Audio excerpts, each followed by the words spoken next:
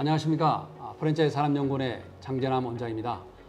프랜차이즈 사업에 있어서 필연적으로 발생할 수밖에 없는 것이 가맹본부와 가맹점 사업 간의 분쟁입니다. 오늘 이 시간에는 가맹본사와 가맹점 사업자 간에 발생하는 분쟁 유형에 대해서 알아보도록 하겠습니다. 오늘 좋은 말씀은 법무법인 안심의 강문혁 변호사님께서 해주시겠습니다. 안녕하십니까, 변호사님. 안녕하십니까. 네. 지금 현업에 아무래도 계시다 보니까 많이 다루실 네. 것 같은데 최근에 가맹본사와 가맹점 사건의 분쟁 많이 발생하고 있습니까? 예, 맞습니다. 사실 통계적인 수치만 봐도 얼마나 분쟁 사례들이 늘어나고 있는지 알 수 있는데요. 2007년을 기준으로 했을 때는 대략적으로 한국공정거래조정원에 접수된 가맹사업 관련 분쟁 건수가 한 200여 건이었습니다. 그런데 2018년 기준으로는 800건이 넘는 그렇게나 많습니다. 네, 분쟁 사례들이 접수되고 있는데요. 그것만 봐도 얼마나 이제 프랜차이즈 사업 관련해서 분쟁 사례들이 늘어나고 있는지 알 수 있습니다. 근데 이해가 좀 안 되는 부분이 뭐냐면 가맹사업법은 점점 엄격해지고 있는데 맞습니다. 그렇다면 분쟁이 줄어야 되는데 왜 분쟁은 이렇게 줄지 않고 늘어날까요? 네, 아무래도 또 우리나라의 특성상 프랜차이즈 사업과 관련된 이 분야가 굉장히 다양하고요. 네네. 그다음 가맹 본부 수도 굉장히 많은 그런 점들이 많이 복합적으로 작용하고 있는 것 같습니다. 네, 그렇겠습니다. 자, 그럼 먼저 워낙 분쟁이 유형이 많으니까 다 네. 다룰 수는 없고 주로 많이 발생하는 이제 유형 중심으로 오늘 말씀을 나누고자 할 텐데요. 네. 첫 번째는 어떤 분쟁 유형 갖고 좀 말씀 주시겠습니까? 네, 가맹사업법 관련해서 다양한 분쟁이 있지만 그래도 조금 먼저 쉬운 것부터 시작을 한번 해보도록 하겠습니다. 가맹사업법 7조와 관련된 분쟁 유형인데요. 가맹사업법 7조에서는 가맹본부에게 정보공개서 제공 의무를 부여하고 있습니다. 이것이 굉장히 어떤 가맹사업에 있어서 특수한 점이라고 할 수 있는데요.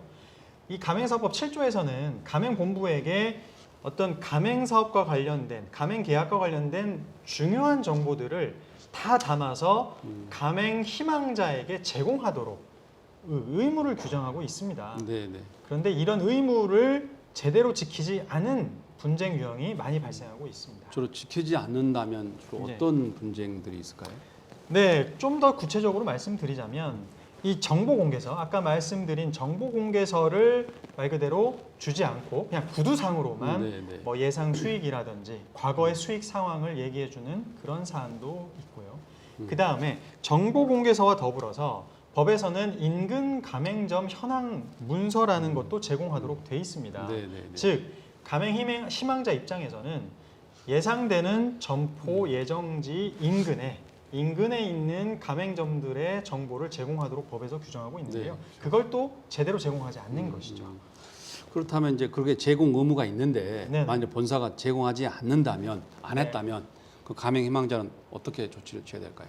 네, 가맹 희망자나 또 계약을 섣부르게 또 체결했던 가맹 사업자 입장에서는 가맹 사업법에 따라서 가맹비의 반환을 청구할 수가 있습니다. 네. 그 요건을 간략하게 설명드리자면 네. 가맹 사업법 10조에서는 가맹 계약을 체결하기 전이나 또는 가맹 계약을 체결했더라도 체결한 날로부터 4개월 이내에는 서면으로 가맹 본부에 대해서 가맹비 반환을 청구할 수 있도록 규정하고 있습니다. 네. 그리고 가맹 본부는 이러한 요청을 받으면 한 달 내로 가맹비의 반환을 하도록 규정하고 있습니다. 그런데 이제 제가 알기로는 그런 사례도 있다고 하던데 네. 그러니까 가맹 본사에게 네. 그러니까 14일 전에 받지 않았음에도 불구하고 네. 가맹점 사업자가 네. 받은 걸로 하고 네. 가맹 계약을 체결한 사례가 있었다고 하더라고요. 네. 근데 그럴 경우도 만일에 가맹점 사업자가 이 정보에서 제공 의무를 위반했다고 문제 제기할 수 있는 건가요? 사실 법에서는 기간을 엄격하게 정하고 있습니다. 가맹거래사 또는 변호사의 자문을 받은 경우에만 일주일로 그 기간을 단축할 수 있고 그렇지 않은 경우에는 계약을 체결하더라도 14일 내에는 가맹비를 받지 못하도록 규정하고 있거든요. 네. 그런데 이 규정이 과연 단속 규정이냐 이런 어떤 법리적인 쟁점이 있습니다. 당사자가 합의를 해서 이 법과 다르게 정할 수 있는지가 문제될 수 있을 텐데요. 이 법의 취지, 가맹사업법의 취지에 비춰 봤을 때는 이 기간을 정한 것은 단속 규정이라고 해석하는 것이 맞아 보이고, 즉 그래서 당사자가 기간을 그러니까 단축시키기로 좀 합의를 했더라도 그 기간을 위반했음을 가맹사업자가 주장하면서 가맹비 반환을 청구하면 반환이 인정될 가능성이 높다고 그렇게 보고 있습니다. 변호사님, 제가 알기로는 그 최근에 허위 과장된 이 정보 제공이라는 문제가 꽤 많이 발생한 걸로 알고 있는데요. 주로 어떤 내용입니까? 예, 원장님 말씀처럼 이러한 분쟁이 굉장히 실무에서 많이 발생하고 있습니다. 왜냐하면 가맹 희망자 입장에서는 당연히 본인이 얻을 수 있는 예상 수익을 검토하고 계약을 체결하게 될 것이고요. 가맹 본부 입장에서는 또 많은 가맹점주들을 모집하기 위해서 또 조금은 과장된 허위의 내용의 광고를 하는 또 유혹에 빠질 수 있기 때문에 이런 분쟁이 많이 발생하고 있습니다. 주로 구체적인 좀 사례를 말씀해 주신다면? 네, 가맹사업법 구조가 이 분쟁에 관해서 규정하고 있는데요. 가맹사업법 구조는 가맹본부가 허위 과장된 정보 제공 행위나 또 기만적인 정보 쟁의 모두를 다 금지시키고 있습니다. 그럼 구체적으로 어떤 것이 허위 과장 광고냐, 어떤 것이 기만적인 정보 제공 행위냐, 이것이 문제되는데요. 법에서는 이걸 모든 유형을 다 규정하지는 못하고 있기 때문에 이것을 하위 규정에 위임을 하고 있습니다. 그래서 공정거래위원회 고시에는 아주 디테일하고 다양한 위반 유형들이 규정되어 있습니다. 어쨌든 예비 창업자 입장에서는 본사가 제시하는 이게 여러 가지 경영 수치와 관련된 어떤 정보들에 대해서 좀 상당히 의지해서 영향을 받아서 가맹 계약을 이제 체결할 수 있을 텐데, 막상 창업 이후에 본사가 제시하는 그 성과 안 나오거나 또는 그 제시한 그 정보가 허위 및 과장되었다고 안다면 그때는 어떻게 해야 될까요? 네, 일단 가맹점주 입장에서는 가장 대표적으로 발생할 수 있는 상황이 본인이 제공받은 정보 제공서에는 분명히 예상 수익률이 뭐 얼마다 이런 점들이 다 기재되어 있는데 그에 못 미치는 오히려 뭐 손해가 발생한다든지 매출이 훨씬 적다 이런 상황이 발생한다면 1차적으로는 뭐 사실 민사적으로는 소송을 제기할 수 있을 것입니다. 그런데 현실적으로 가맹점주 입장에서는 많은 난점들이 있기 때문에 시간과 노력이 많이 들지 않습니까? 한국공정거래조정원을 이용하는 것이 하나의 또 좋은 솔루션이 될 수 있을 것입니다. 근데 아무래도 이제 그 가맹점 사업자한테 굉장히 중요한 정보잖아요. 네, 그렇죠. 따라서 이게 허위냐 과장되냐는 나중 문제고. 어쨌든 이거를 내가 계약하기 전에는 굉장히 중요한 부분이기 때문에 반드시 좀 확인하고 검증하고 싶다면 우리 예비 창업자는 어떻게 해야 될까요? 이와 관련해서는 저는 공정거래위원회 고시를 한번 쭉 살펴보시라고 조언해드리고 싶어요. 왜냐하면 예를 하나 들겠습니다. 거기에는 너무나 디테일한 정말 실제 사례를 바탕으로 한 어떤 유형들이 기재되어 있습니다. 가맹본부가 가장 상위 매출 점포 2개만 평균을 내서 뭐 예상 수익을 제시한다든지, 아니면은 어떤 유명한 연예인의 초상권에 관련된 계약만 했는데 해당 연예인이 뭐 우리 가맹본부에 지분까지 투자해서 참여하고 있다 이런 과장 광고를 한다든지 아주 세밀한 유형들이 기재되어 있기 때문에 그 가맹 희망자 입장에서는 이런 것들을 사전에 다 검토한다면 계약 체결할 때 다 체크할 수가 있는 거죠. 이거 제시하고 있는 뭐 예상 수익률이 근거가 뭐냐, 산출 근거가 뭐냐, 또는 가맹본부가 자랑하고 있는 어떤 특허나 어떤 광고가 이게 과연 실제로 다 계약 근거가 있는 것인지, 특허 근거가 있는 것인지 이런 걸 요청할 수 있다는 것이죠. 실로 우리 변호사님께서는 이와 관련돼서 혹시 소송을 직접 한번 진행해 보신 적 있으신가요? 소송까지는 아니고요. 조정 절차. 아까 좀 전에 말씀드렸는데요. 이러한 프랜차이즈 사업 관련 분쟁에서는 실제 소송으로 가는 것은 양쪽에 굉장히 출혈이 큽니다. 기간도 기간이지만 비용도 많이 들고요. 그래서 한국공정거래조정원에 조정 신청을 하는 것이 좋은 솔루션이 될 수 있다고 말씀드렸는데요.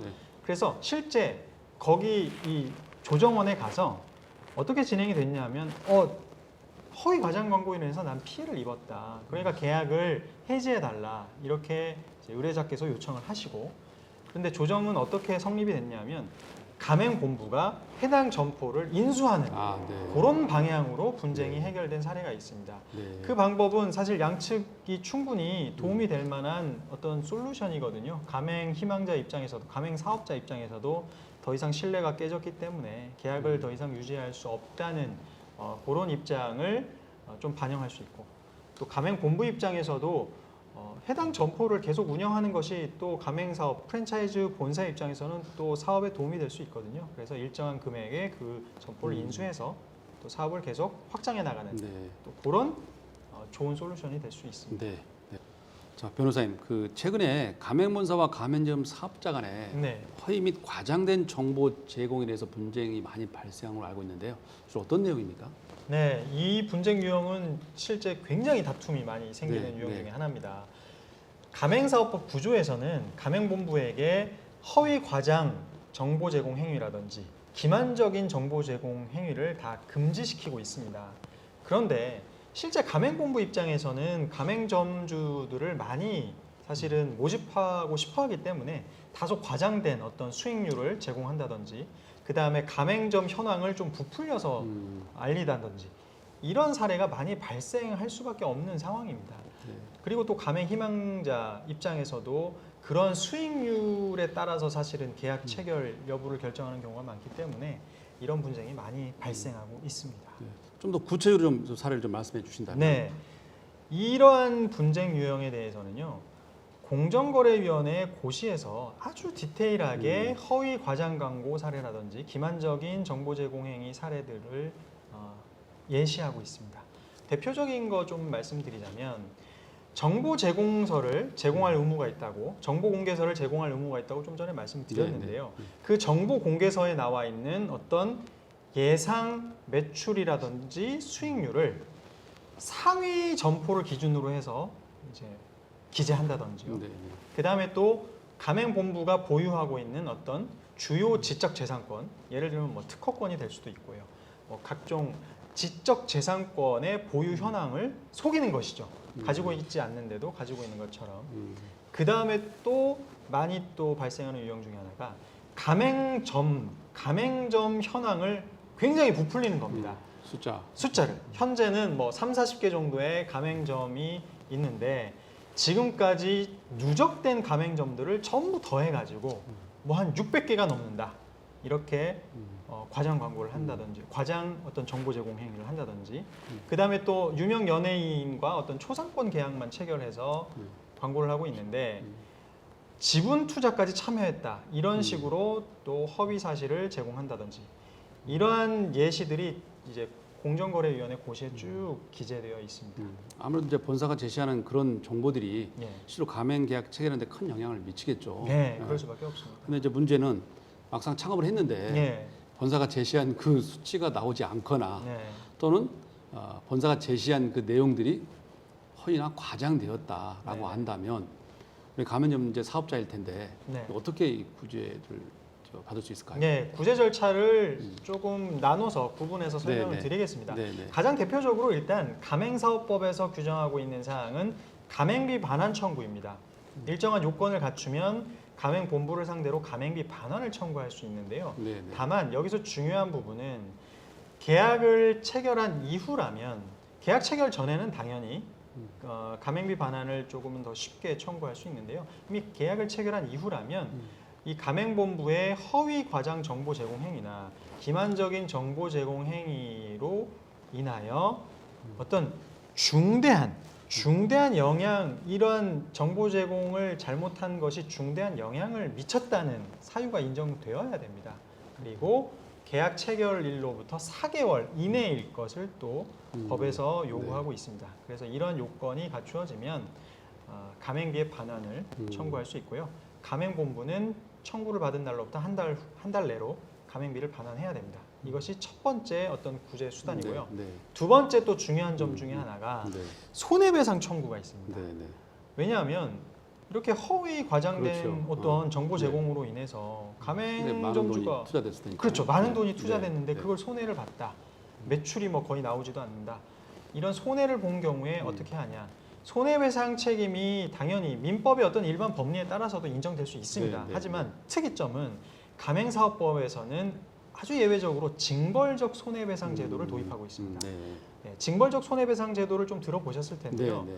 실제 가맹점주가 입은 손해액보다도 최대 3배까지 세배까지. 예, 최대 3배까지도 징벌적으로 가맹본부에 대해서 손해배상 책임이 인정될 수 있는 이런 제도가 가맹사업법에 규정되어 있다는 그리고 점. 징벌적 네. 손해배상이라는 것이 예를 들면 허위 및 과장된 정보에 의해서 발생한 것도 해당이 되나요? 그렇죠. 아, 허위 및 과장 정보 제공 행위라든지 기만적인 정보 제공 행위로 인해서 손해를 입었다는 점을 입증을 한다면 징벌적 손해배상으로서 최대 손해액의 3배까지도 청구할 수 있다. 이 점을 실제로 말씀드리고 그런 싶습니다. 어떤 사례가 실제로 많이 있나요? 사실은 네. 실무에서는 아직까지 이 제도가 도입된 지가 사실 얼마 되지 않습니다. 이게 굉장히 좀 신설된 제도이기 때문에 최대 3배까지 손해배상 책임을 물릴 수 있다고 법에는 규정되어 있지만 실제 이 최대치까지 물린 경우는 아직 찾지는 못했고요. 하지만 어쨌든 손해액보다 더 손해배상 책임이 인정될 수 있다. 충분히 인정될 수 있다. 이 점을 말씀드리고 네. 싶습니다. 그 본사의 허위 및 과장된 정보 제공으로 인한 이 부분은 어쨌든 굉장히 실제로 발생하면 큰 손실과 시간적인 어떤 낭비가 발생할 수 있잖아요. 맞습니다. 그래서 사전에 네. 본사가 제시하는 그 정보가 정확한지 아닌지를 참 판단하는 게 중요한데 맞습니다. 우리 좀 꿀팁을 좀 주신다면 네. 어떤 게 있을까요? 저는 이 말씀 꼭 드리고 싶습니다. 아까 좀 전에 말씀드린 공정거래위원회 고시를 한번 공정원의 고시. 쭉 한번 읽어보시면 도움이 되게 많이 되실 것 같아요. 왜냐하면 그게 다 실제로 일어났던 분쟁 사례의 기초에서 네. 만들어진 예시이기 때문에 가맹 희망자 입장에서 그걸 쭉 보시면 가맹 계약 체결하기 전에 그런 것들을 검증할 수 있는 거죠. 예를 들면 네. 이 예상 수익률 이렇게 말씀해 주셨는데 이거 산정 근거가 뭔지 그 다음에 이렇게 가맹본부가 가지고 있는 특허권 굉장히 광고를 하시는데 이거 정말 특허 등록된 건지 근거 내역을 뭐 제시해 달라고 요청하거나 즉 위반 사례를 많이 접하면 접할수록 네. 검증하는 데는 도움이 많이 네. 되거든요. 굉장히 도움이 되겠네요. 예, 예. 실제 사례를 다뤘기 때문에요. 맞습니다. 네. 그 점을 말씀드리고 싶고 그 다음에 결국은 분쟁이 이미 터지고 난 다음에 그걸 해결하려면 훨씬 많은 시간과 그렇죠, 비용이 그렇죠. 들어갑니다. 네, 네. 그래서 가맹 그 프랜차이즈 사업을 시작하시려는 예비 창업주 분들께서는 사전에 계약 체결 전에 변호사와 상담도 한번 받아보실 것을 전 네. 말씀드리고 아이고, 싶습니다. 이 부분이 굉장히 우리 예비 창업자나 가맹 희망자에게 굉장히 큰 도움이 되겠는데요. 예. 네. 큰 비용 들이지 않고서도 네. 정말 사전에 네. 이런 리스크를 다 예방할 수 있다. 그러기 위해서 이런 아까 말씀드린 두 가지 공정거래위원회 고시도 한번 살펴보시고 그다음 계약 체결 전에 변호사의 자문도 한번 받아보시고 네, 요거 꿀팁으로 네, 네. 말씀드리겠습니다. 네. 이번에는 그 가맹본부의 정보 공고에서 제공 의무 위반 사례, 또 허위 및 과장된 정보에 따른 분쟁 사례 이어서 부당한 계약 해지에 어떤 분쟁 부분을 좀 다루고자 하는데요. 예. 주로 어떤 내용인지요? 네, 이 세 번째 부당한 계약 해지 사례도 많이 발생하는 분쟁 유형 중에 하나입니다.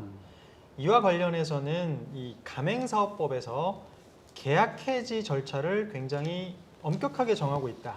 이 점을 말씀드리고 싶어요. 네, 네. 왜냐하면 가맹본부는 사실 가맹계약서상에 다양한 해지 사유들을 정하고 있습니다. 보통. 네, 네.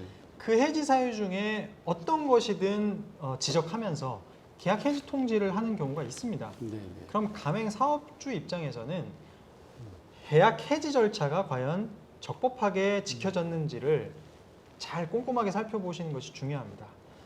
이게 어떤 문제냐 하면요. 가맹사업법에서는 일반적인 경우와 달리 다른 계약과 달리 계약 해지의 절차를 굉장히 디테일하게 정하고 있어요. 그래서 가맹본부가 해지 사유가 인정되더라도 2개월 이상의 유예 기간을 두도록 하고 있습니다. 2개월 이상의 유예 기간을 두고 그 다음에 해지 사유를 서면으로 다 기재해서 통지를 하도록 돼 있고요. 시정을 또 할 것을 거기에 또 담아야 되고 그러니까 유예 기간 동안에 가맹점주가 시정을 하면 해지가 안 되는 것이죠. 네, 네. 네. 그럼에도 불구하고 이러한 절차를 제대로 지키지 않고 만약에 일방적으로 해지를 했다. 그럼 그 해지가 무효라는 그런 주장을 할 수가 있게 되는 겁니다. 네. 그러면 어차피 그 부분을 좀 우리가 따지려면 가맹 계약서를 그러니까 계약 전에 이제 사전 제공받게 되잖아요. 네, 그렇습니다. 그럼 그 계약서를 꼼꼼히 좀 이렇게 살펴봐야 될 텐데 네. 만일 그 계약 해지 사유 중에서 예비 가맹점 희망자가 좀 부당하거나 불공정하다라고 느껴졌을 때는 네. 뭐 어떻게 시정을 요구할 수가 있는 건가요? 네, 사실 이 부분은 또 가맹 사업과 관련해서는 항상 문제되는 게 약관 규제법이 또 문제되고 있습니다. 그래서 부당하게 만약에 해지 사유가 말도 안 된다. 네, 네. 계약서에 일방적으로 불리한 어떤 가맹점주에게 불리한 해지 사유가 있다면 그게 약관 규제법상 무효라는 주장도 할 수 있거든요. 네, 네. 그래서 제가 꼭 드리고 싶은 말씀은 어떠한 경우에 해지 사유가 정당하고 어떠한 경우에 부당하고 결국 이 부분은 당사자 사이에서 합의가 되지 않는 한 결국은 뭐 법원을 가든 이런 법적인 판단을 받을 수밖에 없는데요.